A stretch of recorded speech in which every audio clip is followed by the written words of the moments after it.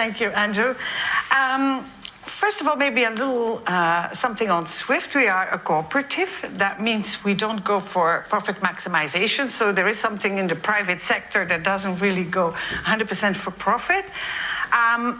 And I would not call us an incumbent. I would call us the first fintech that was there almost 50 years ago, because we transformed the world from manual and telex into automation. So I think that's the first fintech.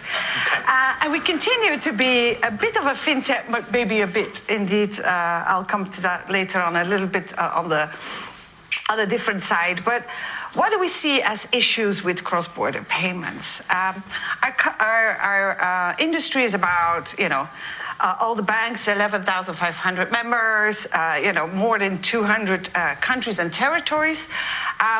But it's only since a couple of years that we've been able to actually track and trace transactions end to end. Before, there were messages.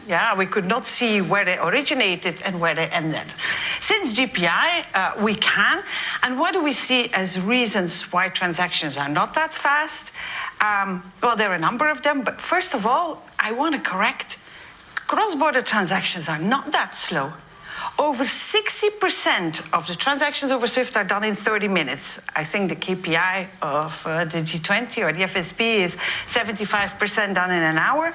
So actually, that's not that bad. But yes, there is still a certain percentage that is not executed in those 30 minutes and even can take up to almost a day.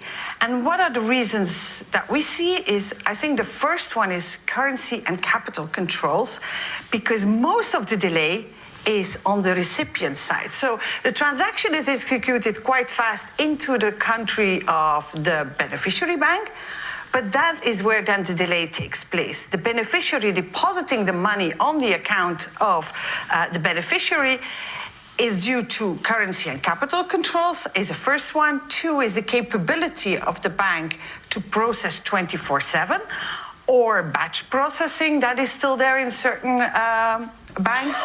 But also the RTGS, I think it was mentioned very early that RTGSs could look at extending opening hours. They're not always open. So if we want to have finality, if we want to have settlement, the RTGS needs to be involved. So there are still a number of issues that come into play to increase the speed. Now, I also want to say that the industry overall does already certain elements which make that speed go faster over the last few years. And I think I need to mention common language. Well, first of all, I'm Belgian, so I speak Dutch, like a few of you here, I think, from the Netherlands. But if I would speak my language, you probably more than half of the room would have no idea what I talk about. So we agreed on a common language being English. While last weekend, we started a migration to ISO 20022. Europe, Canada, a few other countries as well started a migration, but also on the cross-border space, SWIFT started the migration to ISO 20022.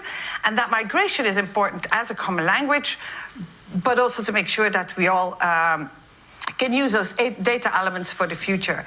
And so I think that will help as well to increase speeds in the future.